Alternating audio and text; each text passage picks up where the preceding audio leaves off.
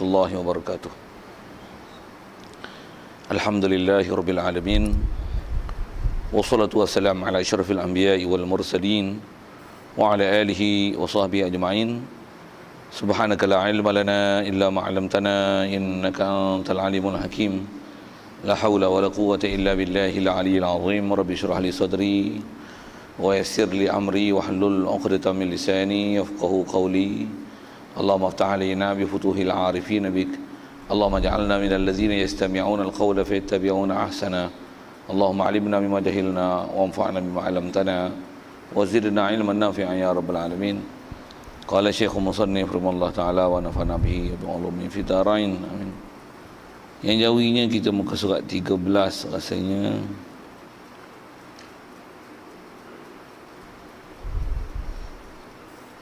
Betul 13.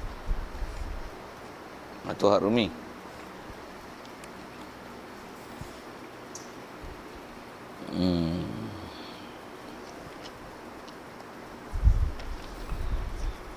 Yang ketiga rasanya surat 12, sifat yang ketiga baqa, sifat salbiyah, artinya kekal selama-lama ada Allah Ta'ala, bermakna tidak putus dan tidak berpenghabisan adanya, dan mustahil lawannya iaitu binasa Allah. Antara sekalian pertama sekali syukur terima kasih kita kepada Allah Ta'ala. Syukur kita nikmat hidup masih diberi, syukur kita dapat Islam, syukur masih yang sama Allah Ta'ala jadikan hati sanubari kita mengiya dan membenarkan semua ajaran yang dibawa datang oleh Nabi kita Muhammad sallallahu alaihi wasallam.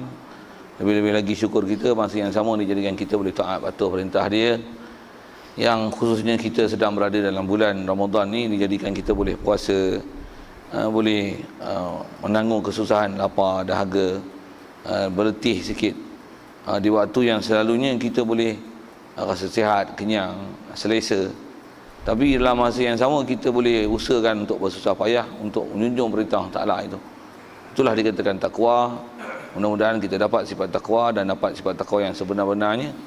Dan dalam masa yang sama, selain daripada bab puasa itu dijadikan kita boleh taat dalam lain-lain bab, boleh kita semayang, boleh menunaikan kewajipan ilmu, begitu juga semua perkara yang disebahnya suruh Allah Ta'ala, dan boleh meninggalkan larangannya. Syukur banyak-banyak Allah Ta'ala jadikan pada kita keupayaan begitu. Juga syukur lapang masa dan kesihatan masih diberi ke kita, dengan itu dapat hadir menantikan solat Jumaat ni, dan insya-Allah kita memanfaatkan masa yang ada meneruskan bacaan kitab daripada kitab Pati Faridah Faraid ini insya-Allah. Dan kita dalam masjid ni ada peluang mendapatkan iktikaf kita. Lebih-lebih lagi dengan Ramadan ni ada gandaan pahala. Jadi walaupun dia sunat yang kita abaikan dia, mudah-mudahan dapat pahala besar, pasal setiap ibadat sunat bulan Ramadan ni Allah Ta'ala beri pahala macam mana amalan fardu. Mudah-mudahan kita dapat fadilat tersebut insya-Allah. Jadi kalau tak niat main niat sama, apa niatnya saja aku iktikaf dalam masjid ni kerana Allah Ta'ala. Kata Musannif rahimahullah taala, yang ketiga daripada sifat yang wajib pada Allah Ta'ala adalah sifat salbiyah. Sifat baqa yang dikata sifat salbiyah. Jadi sekalian kita nak sambung ni, kalau nisbah susunannya adalah sifat salbiyah. Itu kita dah bicara tentang qadim, yang mesti Allah Ta'ala zat dia sedia. Yang kedua itu sedia zati, mustahil Allah Ta'ala ni ada permulaan nisbah wujud dia. Permulaan tu sama ada yang menjadikan dia, ataupun permulaan tu tiada siapa yang menjadikan dia, tapi dia jadi sendiri, ataupun mustahil. Itu yang betulnya macam mana kita dah bicara lepas, di atas kemustahilan daur dan tasalsul pada Allah Ta'ala yang telah juga kita bicara dulu. Maka semestinya Allah Ta'ala dia memang ada, dia tentu ada, sedia ada. Yang ada dia bukan daripada tiada, tapi ada dia ialah ada yang sedia. Itulah yang kita i'tiqad dalam bab kidam. Juga kita bicara itulah makna awal dalam ayat Quran, huwal awwal wal akhir. Jadi awal dengan makna laisa qablahu syai', awal dengan makna tiada siapa sebelum dia, tiada sesuatu apa pun sebelum dia. Jadi tiada satu sebelum dia makna apa? Dengan makna yang istilah ulama menggunakan ini bahasanya kidam. Yang kidam dengan makna wajib i'tiqad Allah Ta'ala memang sedia, tentu ada. Yang ada dia bukan daripada tiada. Okay, itu yang kita nak i'tiqad Allah Ta'ala. Jadi yang seterusnya atas senarai tertib yang disebut oleh kebanyakan ulama kita, ulama ahli sunnah wal jamaah mengikut Asy'ariyah, Abu Hasan Asy'ari dan Abu Mansur Maturidi ni, senarai ketiga baqa lah. Kerana setelah kita bicara memang dia ada, Allah memang ada, dan ada dia mestilah sedia. Bicara tentang adakah dia pula binasa. Di atas kita dah i'tikad cantik dah tuan-tuan, pasal kita memang umum kita ni orang Islam dah dibesarkan cara Islam. Kadang kita walaupun dibesarkan dengan orang kata sebodoh-bodoh kaedah lah, dibesarkan kita dengan cara Islam, tapi rasanya ada bab ketuhanan yang begitu simple kita dah didedahkan sejak pada kecil. Apa dia? Allah Ta'ala memang ada dan dia takkan binasa. Jadi kalau kita dah i'tikad kita cantik, syukur banyak-banyak, i'tikad kita dah betul. Cuma atas kita bicara ni, dia ada beberapa istilah yang kita nak mantapkan. Pasal ini adalah istilah yang telah diperhalusi oleh ulama, yang kalau dengan bahasa panjangnya, ini pembahasan yang ada. Begitu juga dengan dalil nanti. Apa bukti Allah Ta'ala kekal misalnya. Ada benda yang kita dah i'tikad, cuma i'tikad kita tu kadang-kadang dia tak berserta dengan dalil. Jadi kita punya pegangan tu tak berapa kemah. Kaedah berpegang ataupun beriktikad ataupun berfahaman ataupun kita dengan kaedah dan prinsip berpegang begitu, dia takkan sempurna selalunya. Apa bab pun dengan istilahnya akidah, berpegang, faham, bersandar, melainkan sandaran kita dengan berdalil. Yang itulah sikit yang kat kita. Kalau kita memang dah yakin Allah Ta'ala ni dia kekal, yang kita nak tambah adalah dalil, yang kita nak tambah adalah huraian, yang kita nak tambah adalah ayat Quran, quote sikit untuk hafal, untuk menunjukkan memang sifat ni sabit ke Allah Ta'ala. Baik. Jadi ada istilah-istilah juga kena tahu. Jadi atas bahasanya ketiga baqa' lah. Terjemahannya kekal lah.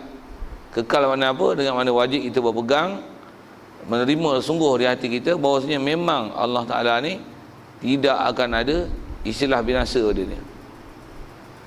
Bahkan kalau kita dah berfikir juga macam ni, janji yang Allah Ta'ala janji kan, yang kalau kita dah berpegang, dah yakin, dah iman sungguh cantik, apa dia? Jangan kata Allah Ta'ala syurga, bina syurga dan neraka dan juga sekalian penghuni syurga dan neraka pun, sedangkan dia ialah makhluk yang Allah yang bagi ada daripada tiada kepada ada. Hak tu pun Allah Ta'ala kekalkan dia. Tentulah, okey, yang tu kita dah berfikirnya, tentulah Allah apatah lagi mustahil akan binasanya dia. Kerana Tuhan yang nak mengekalkan suatu, mestilah dia tu kekal, barulah dia boleh nak mengekalkan suatu. Kalau dia pun binasa, mana mungkin dia boleh mengekalkan suatu sedang keadaan dia binasa? Tak mungkin kan? Tak mungkin berlaku. Tak masuk akal kalau dah berfikir. Tak masuk akal untuk kata Allah Ta'ala dia binasa tapi dia jadikan langit bumi, langit syurga neraka ni adalah kekal, tak binasa. Tak masuk akal. Bila syurga neraka pun kekal, Allah apatah lagi tentulah dia kekal. Itu kaedah mudah hujah tu yang kata mestilah Allah Ta'ala ni baqa', dia takkan binasa. Sekali lagi kalau dengan hujah, sekali lalu juga dengan nisbah sebelum baca ke kitab tu kan, dia kata apa? Apa bukti Allah Ta'ala kekal? Allah Ta'ala kekal ni pasal ada dia pun sedia. Siapa yang akan binasakan dia? Tu kalau ikut ayat-ayat besar dah, dan kaedah berhujah dengan cara cukup mudah supaya kita memang yakin Allah Ta'ala ni memang dia kekal. Apa dia kalau saya sebut sekali, Allah Ta'ala ada dia pun sedia. Siapa nak binasakan dia? Pasal siapa yang boleh binasakan dia? Pasal nisbah dia, kita i'tikad dia lah yang sedia, dia memang ada, tentu ada. Dialah istilah kata pemula untuk menjadikan sesuatu. Bila dia pemula untuk menjadikan sesuatu, siapa yang boleh binasakan dia? Pasal dia yang menjadikan sesuatu. Mustahil dia yang menjadikan setiap sesuatu, tapi nanti akan ada sesuatu yang dia menjadikannya. Benda yang menjadikan dia, benda yang dijadikan oleh Allah Ta'ala ni, benda tu sendiri yang akan membinasakan Allah Ta'ala. Mustahil. Tak masuk akal. Bahkan kaedah berfikir itu bodoh. Jadi di atas itulah wajibnya i'tikad bahasanya memang Allah Ta'ala tu kekal. Macam mana pun saya sebut dah tadi, nak dapat hujah tu kerana dengar orang sebut senang je. Kita nak dapat, nak cerita balik itu payah. Hak tu lah tuan-tuan kena cari macam mana kaedah-kaedah yang juga kita sentuh sekalu. Macam mana kita nak mengaji balik, dobit, catat, tulis, apa lagi, sehingga tersemat di fikiran kita bahawasanya Allah memang dia sempurna. Antara kesempurnaan dia ialah kerana kita bicara ni, dia mestilah baqa', dia mestilah kekal. Dan kekal tu apa? Kekal zat dia, zat diri dia. Begitu juga segala sifat kesempurnaan dia. Kalau nisbah Allah Ta'ala, tentulah dia kekal. Sekali lagi saya sebut dia, kenapa apa dia kekal? Siapa yang akan binasakan dia? Pasal ada dia pun sedia. Tengok. Kalau ikut hujah kuat tu, mati tu orang tak boleh lawan tu. ada dia pun kekal, mana mungkin akan binasanya dia. Kalau ada orang kata kalau Allah Ta'ala nak binasakan diri dia, apa tak boleh ke? Tu soalan bodoh, kata apa, takkan Allah Ta'ala nak binasakan diri dia. Lagipun adakah Allah Ta'ala jenis boleh terima binasa? Tak masuk akal. Maka dengar saya sebut tak masuk akal. Tak masuk akal dan disebabkan fitrah tu orang tak buat. Nak sebut ke fitrah sikit. Dan apatah lagi nak disebabkan Allah Ta'ala, tak mungkin. Baik, saya sebut gini. Asalnya nak sebut tentang matikan diri sendiri tu. Macam manusia lah, ada tak yang bunuh diri sendiri? Memang ada kan. Terfikir saya tanya ini, walaupun tuan-tuan taklah nak ada bunuh diri kan. Kalau ada tu teruk tu. Dengar nak sebut gini. Kalau katalah nak bunuh diri, senang tuan-tuan. Tuan-tuan jawab. Tuan-tuan gambar ke bunuh diri sendiri? Sikit dengan atas soalan gitulah kan. Gambar. Sabuk tanya gini, tuan-tuan sanggup gambar tak? Sanggup tak? Telinga tuan-tuan ni, tuan-tuan tengok tak apa elok, tuan-tuan kata irih itu ya. Siapa sanggup? Saya bagi RM50. Sikit sangat dia kata. Sikit tu lah, saya nak tanya atas kesanggupan tu. Macam mana? Jangan kata hak tu, kita nak cocok jarum, nak bagi keluar darah, nak cek gula pun, kalau kita ada alat tu sendiri, hak tu pun tak berani nak cocok.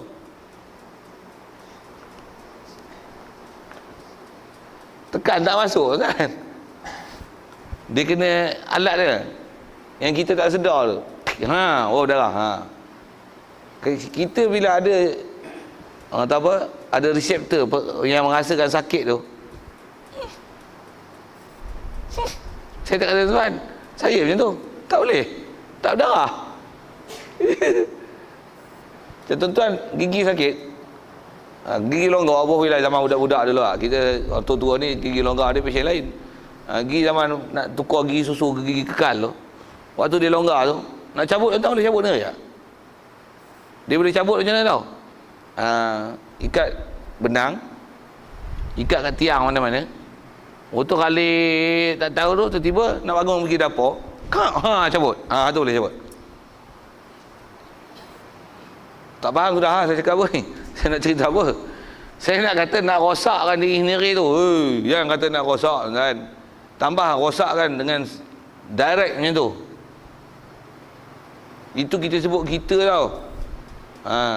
Kalau indirect memang macam tu boleh. Cabut gigi macam tu boleh. Ada alat tag macam tu boleh. Pistol. Pam. Adalah orang tembak, orang bodoh macam tu tembak kan. Dia sifat boleh berlaku macam tu boleh. Tapi nak ambil pisau macam Jepun tu, apa kimikaze? Kau Jepun je kot yang tu. Orang lain payah lah. Ada lah. Kalau ada pun yang jenis mati boleh mati segera, naik atau orang tinggi tu, jadi ada pun tak sedar mati bila. Satu mati je. Saya nak cerita apa kan? Cerita fenomena bunuh diri sikit. Itu pun bunuh diri. Bukan dia yang matikan dia. Kita nak bicara apa tuan-tuan? Bab Tuhan. Tuhan matikan dia. Yang kelakar weh. Ada dia pun sedia. Siapa yang akan membinasakan dia? Takkan dia membinasakan dia? Orang bodoh berfikir matara itu. Sikitlah. Saya sebut itu entah pasal apa. Kalau ada gangguan kita terfikir macam tu bab ketuhanan, lawanlah. Antara kita dah berlawan tu hujah tu. Sikit lagi kalau sebut gangguan kan. Tuan-tuan saya tak tahu kok wali-wali tak pernah ada gangguan bab macam ni kan. Saya kecil-kecil dulu terfikir kan. Tua-tua ni tak ada lah, kita tak layan lah kan. Terfikir apa? Saya terfikir macam ni. Bukan terfikir binasa Tuhan apa, tapi terfikir macam ni. Katalah, kita mati. Bila kita mati tu, okey, bangkit ke akhirat. Lepas tu dibalas syurga neraka. Jadi katalah kita ke syurga, ahli neraka, ahli syurga, kekal. Okey, kekal tu memang kita dah dengar maklum ada kecil lagi. Kekal tu, lepas tu terbayang macam ni lah. Kalau dah itikad macam tu, cantik lah. Tak ada soalan apa, tak apa. Tapi dia jadi macam ni. Bila kekal tu, kalau katalah macam ni, Allah Ta'ala binasakan langit bumi ni, betul? Allah Ta'ala pun binasa. Itu kita macam mana? Kita pun ada macam mana?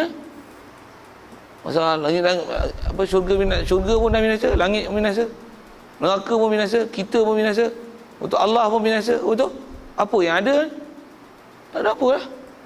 Saya terganggu dulu macam tu. Terganggu tahu mana tentang boleh syurga neraka tak ada, betul? Tuhan pun tak ada, betul? Tak ada apa-apa ni. Terganggu kat saya macam tu. Terus saya kata, tuan-tuan kok wali tak pernah kena gangguan. Saya tak wali, saya kena ganggu. Ganggu dari segi sudut berfikir je lah. Bila kita ngaji tauhid gini, tak usah berbual soalan, ada soalan bodoh. Tak usah layan. Macam mana pun tuan-tuan pun, kalau kita sebut tak layan tu, kalau tak ada hujah, dengar saya sebut dia lagi kerap soalan tu datang. Benda nak mati ni dia bukan jenis tak boleh layan je tu. Macam mana? Dia kena bagi satu hujah, satu dalil yang istilahnya menyejukkan hati kita. Dengar saya sebut ni. Ada dalil yang menyejukkan hati kita. Istilah menyejuk ni maksudnya kita puas hati dengan dalil tu. Betul. Baru kita tak soal lah benda tu. Selagi kita duk bersoal kan, selagi tu kalau ada peluang terfikir pula tu berjumpa dengan orang yang kita boleh sembang, kita memang luah, kita macam kata aku macam ni, macam mana? Pasal apa? Ada benda yang masih tak terima di hati. Apatah lagi bab i'tiqad. Nak saya buat misal, saya bukan nak cerita bab i'tiqad, tapi nak cerita bab lain sikit dari segi sudut. Mestilah supaya tak timbul persoalan ni, benda-benda yang memang kita istilahnya masuk akal dan hati terima, baru kita tak soal. Buat misal lah, kalau tuan-tuan tak soal betul, memang tak ada masalah.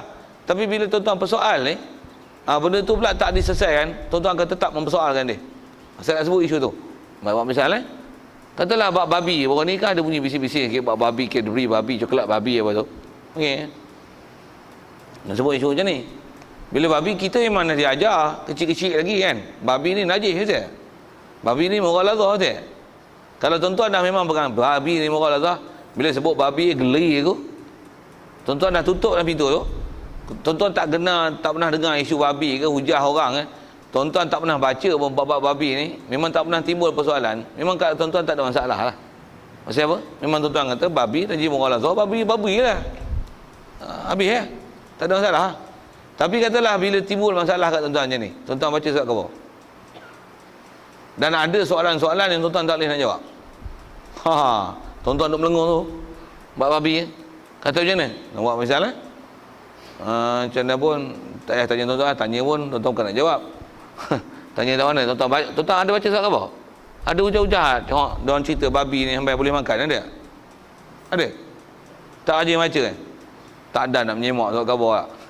Duk tengok buruk gelap sawit ni, duk kira buah baja je, katalah itulah. Macam mana pun saya sebut ni, yang surat khabar ada. Saya nak kata bila ada, tuan-tuan baca, selagi tuan-tuan tak selesaikan isu tu, tuan-tuan duk pening tu. Tambah pula ada soalan macam ni. Antaranya pernyataan macam ni lah. Pernyataan tu dia kata macam ni, babi ni sebenarnya tak ada nas. Dengar kan, kita dah pegang daripada kecil babi ni najis mughaladzah, sentuh pun kena sama, babi geli. Okey, bagus, nanti tu memang itu ajaran syarak pun. Tiba-tiba kita baca tuan, baca pula maklumat tak betul, baca pula yang menulis tu tak apa-apa punya maklumat, tapi keluar surat khabar ataupun keluar dalam TV, baca dalam internet, YouTube lah, apalah macam-macam lah ni, ada maklumat dia kata gini. Kata dia sebenarnya pendapat ulama yang paling sahih mengatakan babi ni sebenarnya bukan najis mughaladzah. Babi najis mughaladzah ni adalah pendapat dhaif pula. Dhaif. Pendapat yang kuat mengatakan babi sebenarnya bukan najis mughaladzah. Jadi pendapat orang Melayu mengatakan najis mughaladzah ni adalah berpegang dengan pendapat dhaif yang mengikut bukan jumhur ulama. Apatah lagi dalam ayat Quran mengatakan bahawasanya haram daging babi ini adalah haramnya dagingnya saja. Berdasarkan ayat Quran, firman Allah Taala, "Innama harrama 'alaikumul maitata wad dama wa lahmal khinzir." Allah Taala haramkan atas kamu bangkai, darah dan daging babi. Ayat Quran dengan jelas menyatakan bahawasanya yang haram pada orang Islam adalah daging babi saja. Itu pun daging babi adalah haram dimakan saja. Bukannya haram untuk diguna pakai dalam bidang-bidang lain. Jadi bila yang diharamkan adalah daging babi, maka lemak babi, bulu babi, gelatin babi, tulang babi, bulu babi adalah harus untuk dipakai oleh orang Islam. Apatah lagi telah disyamak. Tuan-tuan baca macam mana? Pening tak? Tuan-tuan dengar saya cakap apa ni? Pening tak? Dengar itu? Pening tak? Tak pening? Tuan-tuan wali gila itu. Maksudnya tuan-tuan relax, tak ada masalah apa, tak pernah terganggu pun. Itu tak betul. Tambah pula ada petikai. Jadi selama ni adakah kita telah dibodohkan oleh para ulama mengikut pendapat yang dhaif, yang kita tak mengikut ayat Al-Quran yang sebenarnya? Tuan-tuan selagi tak dapat jawapannya tu, tak dapat dimurtikan dengan pahaman yang betul, tuan-tuan nak melenggung itu. Jadi kita ni silap lah, tambah esok silap pergi order daging babi tu. Tapi daging babi dah sup tulang babi. Tulang tak apa, yang haramnya daging katanya. Pedih ni tuan-tuan. Macam mana pun saya sebut apa? Kalau tuan-tuan tak selesaikan tu dan tuan-tuan jadi pening, apa akan jadi? Mengarut lah. Bila mengarut nanti tuan-tuan terfikir satu hari, betul juga dia kata dia akan jadi baik tuan-tuan. Saya nak cerita tu apa? Macam mana nak hilang? Saya nak cerita isu tu. Macam mana nak hilang? Dia mesti dengan hujah. Tuan, saya nak pergi hujah. Nak murni dengan balik pendapat tu. Kalau tuan-tuan tak nak baca pun dengar saya sebut. Macam mana kaedah nak kelahi tu? Pertama, kita sebut gini, apa yang kita telah amal sejak pada dulu dengan apa yang telah disebut ulama adalah benda yang benar. Tambah pula dulu kita tak pernah dengar apa-apa pertikaian. Ulama dulu pula ulama yang sentiasa warak dan berhati-hati dengan bab hukum. Mereka adalah orang cermat dalam bab agama. Mereka adalah orang sentiasa taat dan patuh pada perintah Allah Taala. Mereka adalah orang yang memang berhati-hati dengan hukum hakam agama. Kalau Allah Taala katakan benda tu haram, mereka jangan kata haram, nak mendekati dan menyebut-nyebut berasa jijik dan cemas. Kita kata yang tu ulama dulu. Jadi ajaran mereka itulah yang telah diajar kepada kita, mengajar kita supaya jijik dan cemar dengan benda-benda yang kotor. Baik. Itu sekali lalu sebut ulama. Upgrade balik, naikkan balik taraf ulama tu. Lepas tu tam babi tu macam mana pula? Ayat Quran yang mengatakan haram babi itu bukan menunjukkan bahawasanya yang haram itu adalah daging saja. Itu adalah kaedah berfikir yang salah. Betul kaedah berfikir yang betul macam mana? Sepatutnya dihujah begini. Daging yang memang disebut dalam Quran adalah daging babi. Haram. Bila daging babi pun haram, kaedah berfikir dia macam ni. Bila daging babi pun haram, taik babi macam mana? Tuan-tuan jawab tu dulu. Yang memang sebut dalam Quran daging babi. Itu taik babi macam mana? Dah daging pun haram, taik babi. Jawab. Apatah lagi? Itulah kaedah berfikir dia. Itulah kaedah yang berfikir yang betul. Dengar. Apabila daging babi pun dah haram, maka taik babi macam mana? Apatah lagi? Kenapa pula macam tu? Kerana disebah binatang, apatah lagi binatang, kalau disebah kita nak dapat binatang yang boleh dimakan kambing misalnya, kalau atas faktor sembelihan, bila kita sembelih nak daging, betul tak? Daging adalah juzuk utama dalam bab sembelihan, betul tak? Jadi bila daging juzuk utama, bila itu pun telah diharamkan, maka benda yang tak utama, maka tak payah sebutlah diharamkan dia. Bahkan dia telah terharam dengan bab yang lebih utama. Istilah bab lebih utama ni bahasa Arab disebut min babil aula ataupun dipanggil mafhumul fahwa. Apa maksudnya tu? Maksudnya kalau daging pun haram, yang lain lagi lah. Kalau daging pun satu juzuk utama yang dalam bab penyembelihan, itu adalah fokus penyembelihan binatang. Kalau kambing, daging kambing pun dah jadi bangkai, tulang, bulu, lemak dia, tarik dia, lagi lah kencing dia, apa tu, lagilah haram gila punya. Kan macam tu. Jadi itulah kaedah berfikir yang betul. Jadi pahaman yang kata yang Allah Ta'ala hanya haramkan daging saja, tapi yang lain bila yang dah haram dah daging, maka tulang, bulu dan sebagainya boleh dipakai. Itu bodoh. Itu bukan cara berfikir yang betul. Bila kita dah dapat dalil dan hujah yang tepat anda macam mana, baru kita akan rasa lega. Pendapat ni pendapat bodoh, tak boleh pakai. Saya nak cerita apa? Kaedah tu lah juga kaedah ni. Kalau terfikir dalam fikiran kita orang Ta'ala binasa, dia habis esok, dia mati, kita pun tak ada, syurga neraka pun tak ada, Allah Ta'ala pun tak ada. Jadi tak ada apa dah, alam ni kosong je, tak ada apa-apa dah lah. Sampai Allah Ta'ala pun tak ada. Jangan duk fikir tu bodoh. Tambah tuan-tuan duk itikad, satu hari nanti semua akan binasa, habis. Sampai Tuhan-Tuhan pun tak ada, kita pun tak ada dalam masa tu. Jadi syurga neraka pun tak apalah. Rosak akidah, habis. Mampus kafir gitu. Pasal apa tuan-tuan? Pasal saya nak sebut tadi ialah antara memang gangguan akidah, kadang-kadang datang gangguan bab ketuhanan sampai tahap itu. Itu lain orang lain dia punya permasalahan tu kan. Dan permasalahan macam ni lah kadang-kadang bila datang, bila ada orang dia faham macam ni, dia akan kata macam mana? Mati pun macam mana pun tak gaduh. Siapa?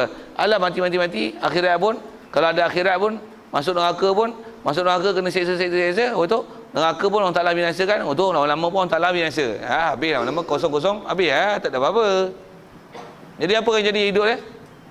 Rosak apa? Dia tak ada peraturan dan sistem.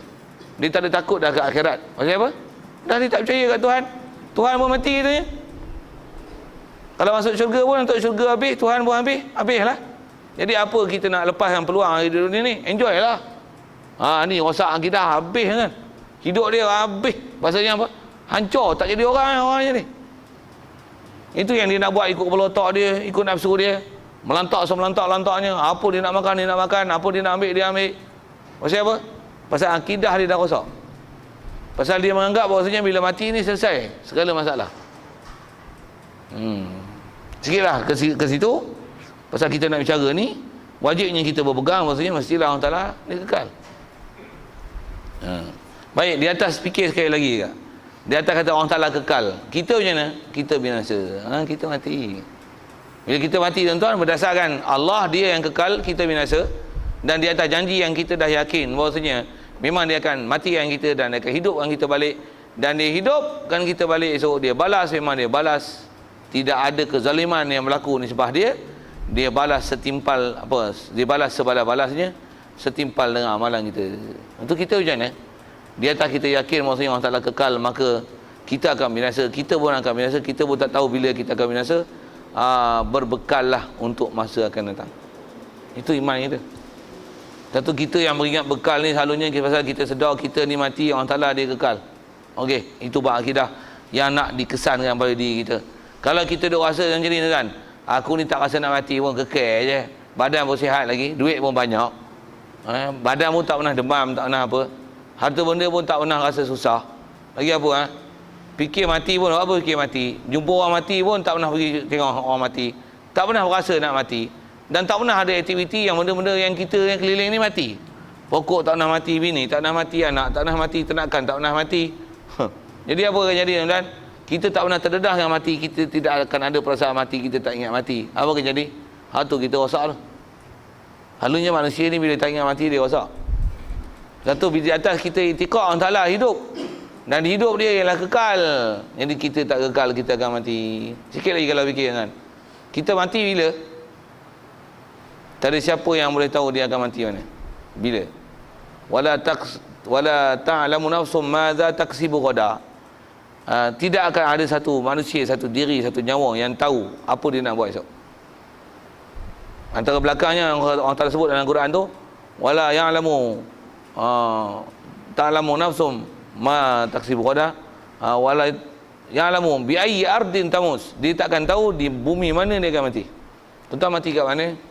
Bila tarikh tuan-tuan mati? Kau tuan-tuan, kau ayah saya, kita akan mati mana? Kau mati kat mana?